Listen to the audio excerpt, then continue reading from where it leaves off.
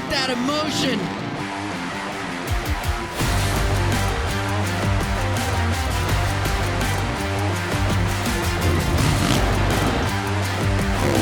Around the outside. It's time to bring the action. Happy holidays. Welcome to another episode of SMX Insider. We are your insiders. Jason Wygant, Daniel Blair here. Hope you got everything you wanted for Christmas. I got something I didn't expect. My kid from Santa got Monster Energy Supercross 5, the video game for Xbox, and I did not realize that meant that Daniel Blair, your voice, was going to be ringing throughout the hallways of my house the last 3 days. Thanks, dude. I just want to apologize to everybody who is having to hear that right now as the kids finish unwrapping their gifts and put the game in the console and begin an assault on their parents. That's why the game exists. So sorry, Jason, I apologize for that. But hey, I'm excited too. I got a big gift this year, a giant calendar so I can stay organized. And on January 7th, there's this big race coming up. It's called Anaheim 1. Pretty excited about that. Race Day Live obviously kicks things off midday. And of course, the racing on Saturday night is going to be incredible. And Jason, this year, all 31 races of SuperMotocross are all in one home, one location. You can catch every single race this season in one spot. All 31 SuperMotocross World Championship events can be streamed domestically. That's here in the U.S. on Peacock. To subscribe, go to peacocktv.com/sports/SuperMotocross. And for the fans of SuperMotocross, they'll have a chance to watch it all year long on Peacock, NBC, and USA Network. And for the international fans, you can join in the fun by getting the SuperMotocross Video Pass.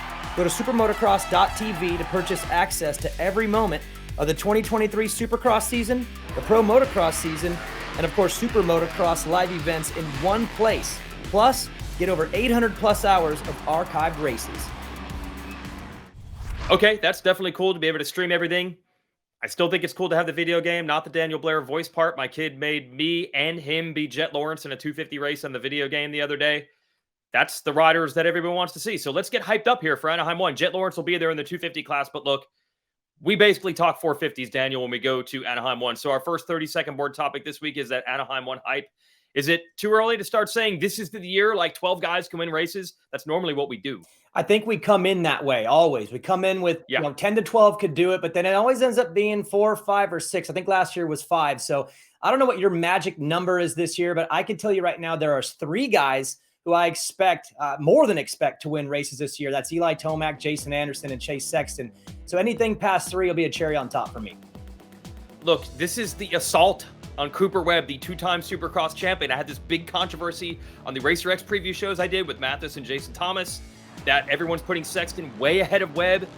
Are we saying that Webb winning a race this year is not a guarantee because he didn't win one last year? That's like crazy to me, but he didn't win one last year. That's where I'm at. If I would have seen 1 or 2 last year, then I would say it's automatic, but because he didn't have any, I'm going to ride off the 2022 season. I think it will be better. But to get a win in this class is really tough right now, so it's not a guarantee. Yeah, and then the other thing, this is why that Anaheim 1 thing's so cool. All the wild cards that we think are going to win, Malcolm Stewart, Dylan Ferrandis, maybe Marvin Musquin sneaks one in. Aaron Plessinger's yet to win a 450 race. He needs one. You just start going down that list, Daniel, and that's when the eyes start to grow wide. Oh my gosh, 8, 9, 10 guys can win. Ferrandis, I don't know. I don't think people are thinking of him enough. He could do some damage. Well, I'm actually hearing that he's really, really happy with that new model Yamaha, and he's riding well. And you have to imagine that he's really motivated this season for a number of different reasons, just mostly to bounce back. So when you mention him and you mention Malcolm Stewart, he was close a couple years ago in the mud. Barsha's won the opener a bunch of times. Marvin's won the opener. So, yeah, you get to this list of riders that were maybe shouldn't be counting out. If you're going to count them in, maybe Anaheim 1 is the race you count them in on. They've been successful there before. I just love to throw in the extra names like that because, yeah, we know everybody's thinking Anderson, Tomac, Sexton, for example. Then you throw in a Barsha, Ferrandis, Marvin type name, and that's when the mind starts to boggle. Yep. We got some breaking news here, but not of the good type. This is our next topic. Christmas Eve, Budds Creek Motocross track that will have the race August 19th in the Pro Motocross Championship. Iconic track, I guess with heavy winds. I spoke to Tim Cotter of MX Sports Pro Racing. Power lines fell on their barn. That most fans that have been to the track know of that barn. It lit the place on fire. So the barn burnt down. They lost some of their equipment, one of their skid steers, but it didn't affect the track, and no one was there. No one got hurt. They'll rebuild. Shout out to Ezra Beasley and David Perrin who run that place. But bummer whenever you see damage to a motocross track. Yeah, I always go back to the people involved and make sure that they're okay and that they're safe. So that's good to hear. But they'll rebuild. I mean, that track it's iconic on the schedule. We got a long time till we get there. So at the end of the day, they'll be okay. But I always fall back on making sure people are safe and okay. And that seems to be the case. Okay, so we've covered Anaheim 1 upcoming. We have the Budds Creek fire that just happened. But I think, Daniel, just as exciting this year is the launch pad for next year. We saw so many riders switch teams for 22, and that led to so many changes in the results. Not a lot of change for 23, but contract year is coming. Most deals are going to be up, like all of them, going into 2024. I think this will be one of the more fun off seasons we've had because there are so many guys that are not signed for 2024. And I know a lot of people right now are thinking, why are you talking about this right now? We haven't even kicked off 2023. The reason why is because we're already hearing rumors out there that Chase Sexton, who I feel would be the prize to get in the offseason, is already in discussions and maybe even more than that for his 2024 contract and beyond. So as early as this may seem, it's really right on time because the Chase Sexton obviously would be the first shoe to drop in this scenario. So again, the season hasn't started yet, but we have to watch this entire year knowing that most guys are in a contract year, and that does play a role in the results. It's no question it does every single year. Yeah, it's the weird thing. They never officially announced the teams until October 1st. So we won't officially hear about a team switch until October 1st, 2023. But they are negotiating. Some riders will be signing in January. So it's two things going on, the racing and the signing. And then the other way this works is as big puzzle pieces, right? When you move the big chessboard with the biggest probably pot of money, which might be Sexton, it affects where everybody else goes. So the next rider on our list is Cooper Webb. His KTM deal, they only gave him a 1-year extension for 23. Will he stay? Will he go? I would think the first couple rounds of the series probably determine a lot of that. I think it does. And again, Chase Sexton plays into that because what we've heard online, it's gotten out there a little bit, is that he's had the discussions with the KTM team. So if you are KTM, are you ready to move on from Cooper Webb and start that next generation? Have Chase Sexton be the guy to hold the torch across the finish line? He's obviously, in my opinion, the most valuable because he's 23 years old. He's emerging in this class, in a class of riders who are in their late 20s and 30s. So Chase Sexton is the prize. And if he does go to KTM, like we've heard rumors of, what does Cooper Webb do then? Does he stay there and it's a power punch of two guys? Or does he go back to the Monster Energy Yamaha Star Racing team where he's got, a home from the past? So he is the next piece of that puzzle, and it all depends on which Cooper Webb you get. Do you get the 2019-2021 championship version of Cooper Webb or the 2022 version that struggled? So I think you're right. January will tell the story on Webb, but where he goes, I think it's pretty wide open. I think Honda would be the furthest one, at least from the brands that he would be potentially going to, but keep an eye on what he does with KTM and keep an eye on the Yamaha team. Yeah, so I'll give you an idea how complicated this gets, right? So if Webb stays at KTM, let's say Sexton does go there, then what happens to Plessinger and Musquin? If Webb goes to Yamaha, then maybe Plessinger and Musquin can stay. But I've also heard that Star has reached out to Sexton. So what if he goes there? Or what if Sexton stays at Honda? It starts affecting 6, 7, or 8 riders, which is what makes this so interesting. We'll just run a couple of for instances here. Dylan Ferrandis, you're telling me Yamaha did extend him for 23, but probably only for 23 so far? That's the last that I'd seen online, was that he was extended through. Now, we got to caveat this with, we don't always hear what's happened and what's not happened. We have to dig pretty hard to get the information. So has he been? These are new code secrets. I know. Yeah. I know. It's so secret. I know. Yeah. So has Ferrandis been extended past this season? We don't know. So the last thing I've seen is that he would be done this year, which makes him a free agent. And he's still, in his late 20s, still strong. He has a championship to his name, multiple 250 titles. So he would be very valuable. But where does he go in this scenario? If you're Yamaha and you lose out on Sexton and say Tomac does retire at the end of the Supercross series, would you rather have Dylan to continue on that relationship, or would you rather have Cooper Webb come back home? So you see how the pieces are starting to have a problem fitting together. It all starts, I think, though, with Chase Sexton. Well, it already happened there at Star because they don't quite have room for Justin Cooper to race all 17 rounds of Monster Energy Supercross. They're part-timing him because they have Tomac and Ferrandis. So you see how keeping riders affects a different rider. Now, fans are probably freaking out because the next rider on our list is Jason Anderson. He's been great at Monster Energy Kawasaki. He has a home. Why is that even a topic? Well, he has a 2-year deal. Obviously, if he does great this year, he'll probably want to come back. But what if it has a year like Webb did last year? He doesn't win any races. Anderson's deal is up at the end of 23. Yeah, and I think if you look at him as a person, I think loyalty is going to come into play there. He was so loyal to the team that he rode for before. Don't forget, that team was a Suzuki team. They were a KTM team, which he won a Supercross title on. Then they went to Husqvarna, and he stayed through all those changes with that team. And then eventually he did move on after a really long run there. But now he's with Kawasaki, a place that I think he's super happy with. Obviously, his first year with the team was insane. So I don't see him going anywhere. I don't see them wanting to go anywhere away from him as long as he's competitive. And then one more piece is going to change. Eli Tomac keeps saying he is retiring in May. He's going to race Monster Energy Supercross, and he's out. So that's why there's so much change. You have one of the highest profile riders. His slot, his salary is about to open. And that's why this becomes so intriguing for the future. It actually changes everything. If Eli comes out in like March and says, you know what, I'm really having a good time and let's get an extension going, that actually throws this whole thing into chaos, because now Yamaha's interest in Chase Sexton, is it still there? I think it should be. Chase is the future of the class. But if Eli wants to stay, then you just let him stay at Yamaha, right? You don't steer off of that. So all of a sudden now Yamaha's out of the picture. So then KTM becomes the heavy favorite for Chase Sexton. Then where does Webb go? And then where does Dylan go? And it's actually very chaotic because of two people, in my opinion. Chase Sexton and his emergence in the class, then Eli Tomac becoming an all-timer and not knowing his future. He says he's done. We thought that last year. He re-signed. So an absolute mess that will solve itself out throughout probably, again, the first 90 days of 2023, which is nuts. Yeah, it is. It's just the way it works. That's really exciting. A couple things we can mention here that are actually locked in, our specialty events. We'll get more in depth with this, but these are always cool little touch points throughout the 17 rounds of Monster Energy Supercross. The St. Jude race, which is really a cool mainstream thing. Every fan always says, I want the sport to grow, be mainstream. You've been involved in the ground floor of this, Daniel. It is the chance for the celebrities, so to speak, of this sport to do what celebrities in a lot of areas do with St. Jude. Yeah, I love this event. It's probably my favorite one of the year because it does have a huge impact on people in this world that are suffering in ways that maybe we're all not. So, and again, the riders being involved, I think, is the key to this whole thing. The graphics, the gear, that's all cool for the auction. I love that part of it.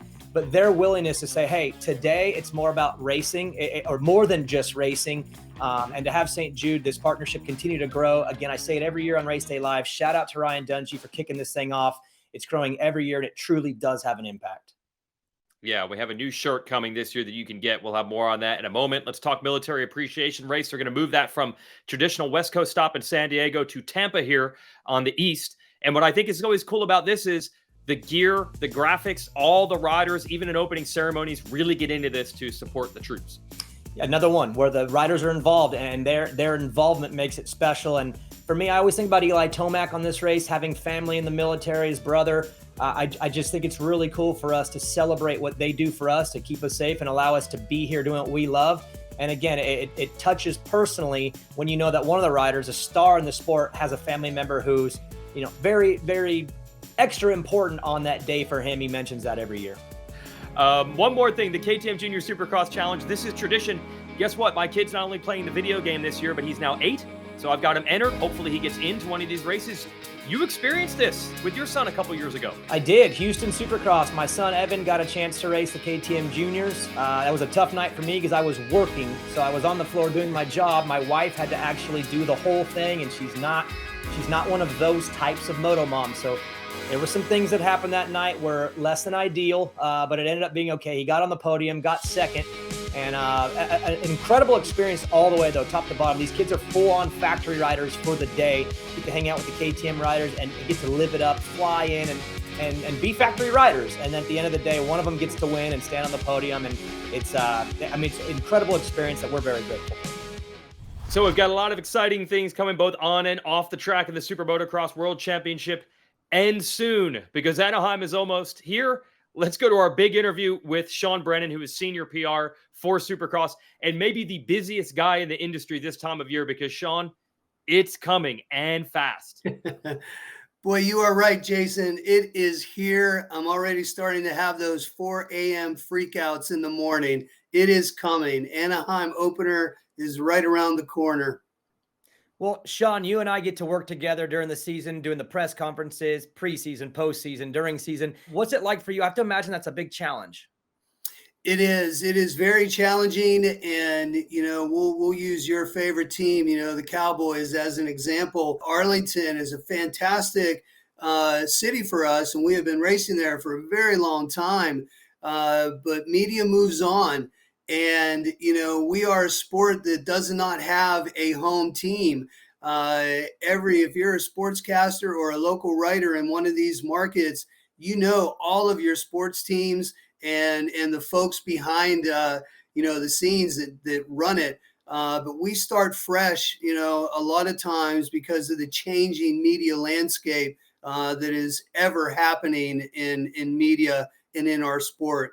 Yeah, that makes it tough. But what is cool, you guys have started to develop a lot of specialty events, and they do in some ways mimic what some of the other big sports leagues and even celebrities do. So just mention a couple of these events that are coming up that put a little extra spotlight on the sport. Yes, no, thank you for that. We have a couple really neat things planned for next year. And, I'll start with, the Anaheim opener. You'll definitely see Tommy Lee and Alex Van Halen running around incognito, as well as some other celebrities. But the second Anaheim is typically our celebrity event, where we will be hosting celebrities there.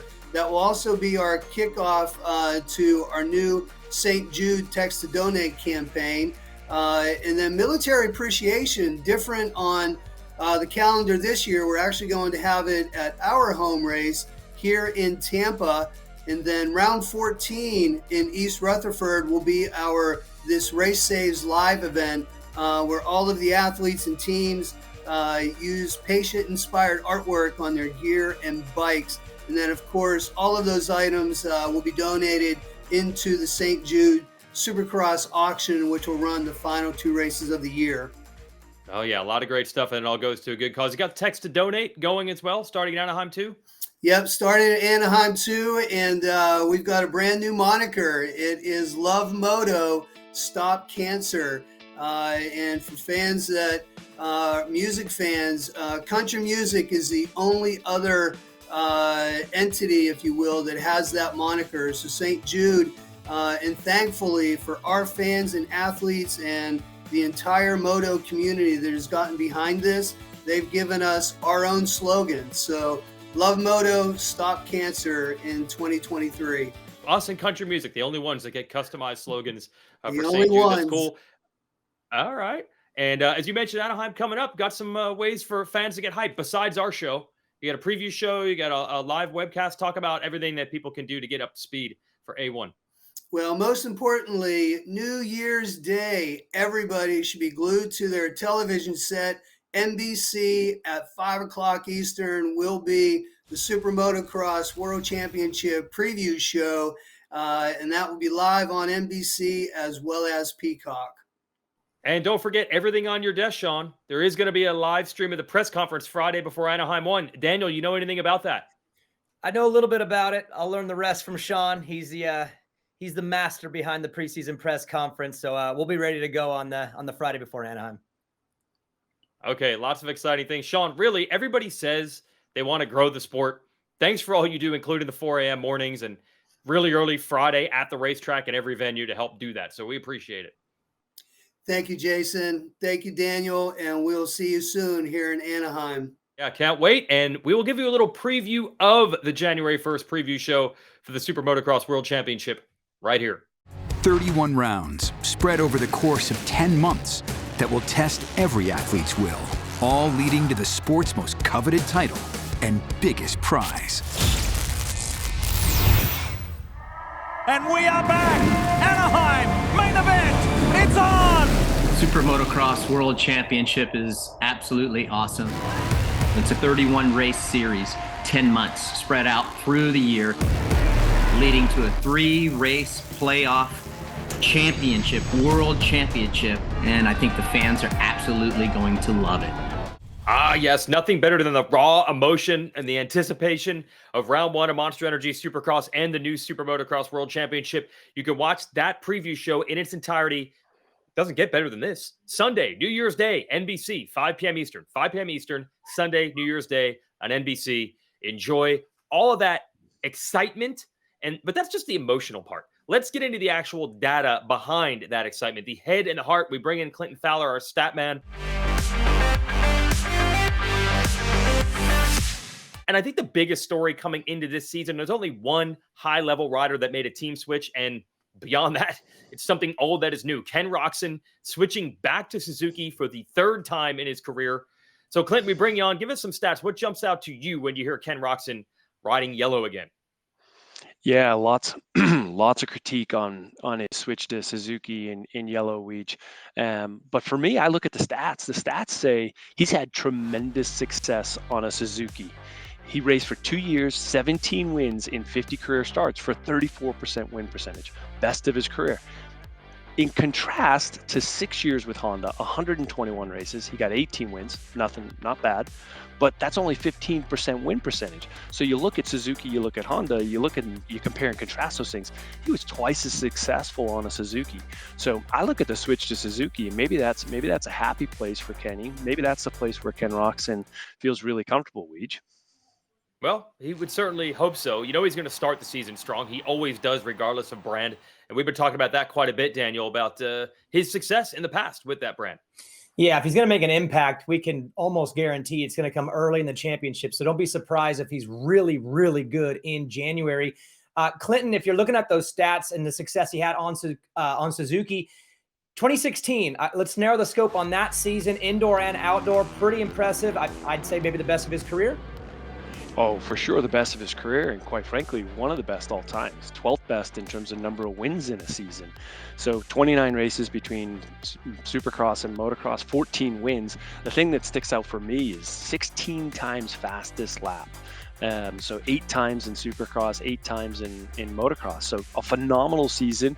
And then the last piece that you can't forget about in 2016 in the Pro Motocross Series, Roczen had 20 moto wins out of 24 motos. That's the 5th best all time. So clearly the Suzuki treated him nicely in 2016 as well as 2015, but especially 2016. So my gut says that the switch to Suzuki is his happy place. He's had a ton of success there, and there's no reason why he shouldn't be able to get a win. And, dare we say, maybe he can contend with those guys for the championship. Yeah, the championship is really the key thing. Now, look, we all know it's almost every time you bring up Ken Roczen, you have to mention the massive arm injury from Anaheim in 2017. Obviously, that has probably tempered the Honda stats a bit, but it always goes back to the same thing with Roczen. A, we talk about the arm injury, and B, we talk about getting that Supercross title. So Mitch Kendra at Racer X, who I work with, he came up with the stat. Roczen is now the winningest rider in Premier Supercross class history to not have a title. Clinton, does that not exactly encapsulate the career of Ken Roczen? He's won 20 mains. That's more than anyone who has not won the Premier Class title. Yeah, I mean, it's crazy to think about. He joins a couple of other names I think we were talking about before. You get Ken Roczen, you got Damon Bradshaw and Kevin Windham there with 20 wins, 19 and 18 wins. These are guys that you just amazing riders, incredible talent, and just haven't put the title together, which is really surprising and shocking in so many ways. Daniel, it's not always the story with Roczen. Like, the standard we judge him to is essentially title or bust. He's had great seasons where we say, didn't get it done. Unfairly, in my opinion. And you can look at it from a number of different directions. But for me, it's look how successful he's been indoor and outdoor. Not a lot of guys have been able to be good in both. But winning that Supercross championship is going to hang over him, like it did Eli Tomac for a long time. So for Kenny, the ultimate goal would be to win that championship, to put that to rest. But at the same time, 20 wins. To have 20 Supercross wins and have the all-time numbers that he has, that's impressive. So you could look at it from a number of different ways. All right, that's what we do on this show. Clint, we'll bring you back next week as we preview Anaheim 1. As always, thanks for making us sound smart. Good to talk, guys. All right, that's Clinton Fowler and Fowler's Facts. I'm Jason. This is Daniel. That's it. We're 1 week away, essentially, from Anaheim. You'll have a live press conference Friday before the race, and then we'll be racing on January 7th. It's here. Yeah, fingers crossed, no bad weather. California's been under assault for the last month or so. So clear, beautiful skies in Anaheim, folks. That's what we're chasing. That's right. They're always trying to bust the drought there in Southern California. We just don't want them to do it the first full Saturday after the first full week of the year at Angel Stadium. That's it. We'll be back with another episode of SMX Insider next week to preview that round 1 of a brand new championship season in the SuperMotocross World Championship. He's Daniel Blair. I'm Jason Wygant. See you then.